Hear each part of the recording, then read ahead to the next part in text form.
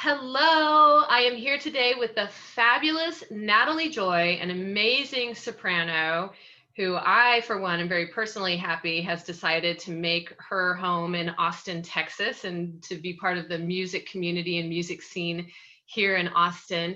And Natalie has created a really fantastic video for us today, a LOLA Shorts, perfect for the holiday season.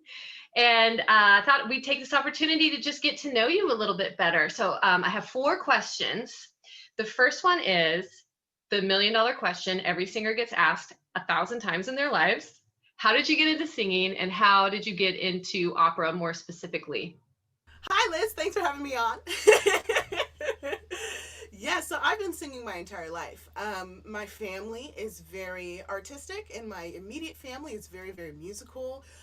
My mom is a pianist, and she plays for gospel choirs. She plays for church services. She also was kind of the resident pianist for the school district for all of the solo and ensemble and anything that needed a piano. My mom was there, and therefore myself and my brother were there. Because if she wanted to hear a song, maybe she'd be playing a song. She'd be like, "Natalie, come in here. I want to hear this part sung. Just come in here while I'm playing." So it just came naturally out of that. I was always singing around the house. I was always making music of some kind with my family. My first experience with opera specifically was through my public library because I lived there and I was a very avid reader. And then one day I stumbled across the AV room that had CDs and DVDs, and I picked one up. I was really young. I picked one up and I really liked the cover. And it was a compilation of Maria Callas's greatest hits. And I took it home and I listened to it a million times, and I was like, "This is it. This is the thing. I like this. I'm gonna keep this with me." So I made my way through the entire library's catalog of classical music. And then when I was old enough to start voice lessons, I did that, and then I had one voice teacher in particular who was the voice teacher that saw me through to my college audition. She said, "Natalie, um, your voice is very suited for opera. You should really think about studying this seriously." And that's the repertoire she had me doing, the operatic, the classical repertoire. I didn't realize it at the time that that's what I was doing, but she it's like she planned it. I don't know. So she was the one who helped me hone in and really study it very seriously, along with my high school choir director. He was very influential too. Um, he was very influential and very encouraging. And I ended up singing Lamento de la Ninfa from Monteverdi's madrigals. I can't remember which one at this time, but I got three of my classmates together, and I was like, "Y'all are gonna sing the men's parts because I need some men." And I'm the nymph, and we're gonna do this for our solo and ensemble. And our choir director was very encouraging and very helpful and helped us out with a lot of stuff. And we did it, and it was great, and it was a great experience. And then that launched me into studying it in college. And ultimately, that's what brought me here to Austin, Texas, to get my master's at the University of Texas at Austin. And so it was always there in some way, shape, or form. It just evolved as I evolved. That's a really kind of a universal thing, right? Like, um, you hear something, you recognize that you have that inside of you. The first time you hear an operatic sound can be so compelling. And then, of course, surrounding yourself or being lucky enough to come into contact with the right teachers that really hear who you are and really believe in you and help send you on your path. And you know this because you're also a fabulous teacher yourself. And in addition to also teaching and singing, you are an actress of stage and screen. So I wanted to ask you what kind of projects you're currently working on. So my next project is actually one where I am in the producing capacity as well as the on-screen talent. I'm co-producing a project, and I don't want to, give it away at this time because we're still in pre-production. But it is a project that explores the intersection of Baroque music and film, and what does that mean. Um, so that's what's coming up next, and I'm very excited about it. Well, that's really cool. So now you can add producer to your long list of creative endeavors. And speaking of doing works that are for film and for music, this has obviously been a very interesting and challenging time for all of us. And I wanted to ask if you had any specific challenges during this pandemic that you wanted to share, or some silver linings that have come out of this bizarre time that you wanted to share with folks. Oh yes, I think we've all had our challenges. We've all had our challenges, and you know, one of them was a very steep learning curve in to how does everything that we're used to doing in person translate to this, medium shot box, digital box. How do we get there, and how do we still maintain that connection, that human connection?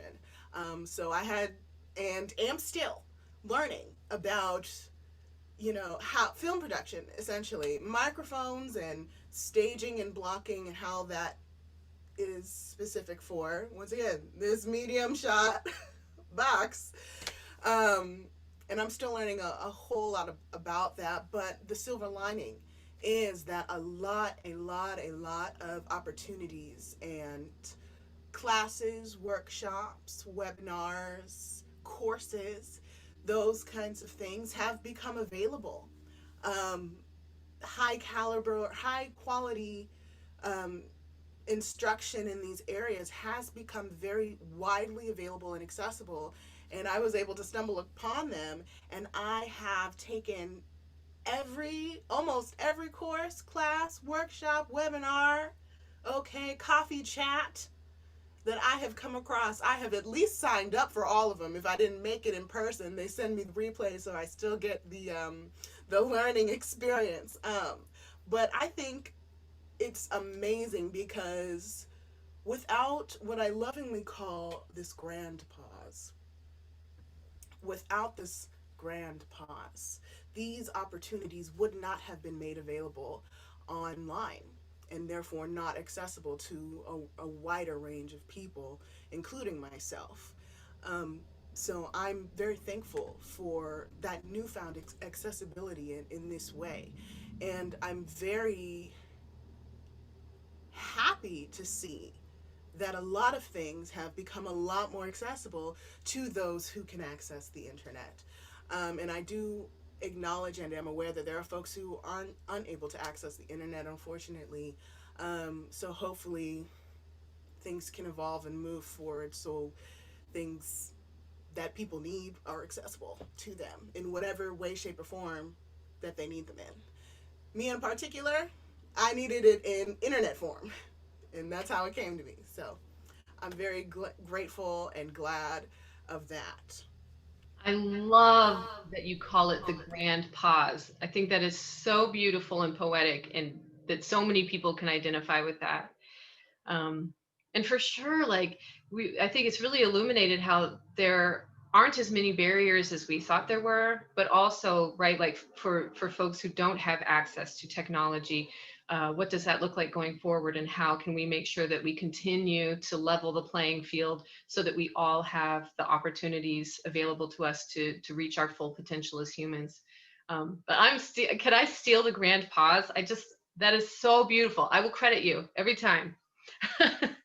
And in closing, I just wanted to know if you have a special holiday wish to share with the Lola audience.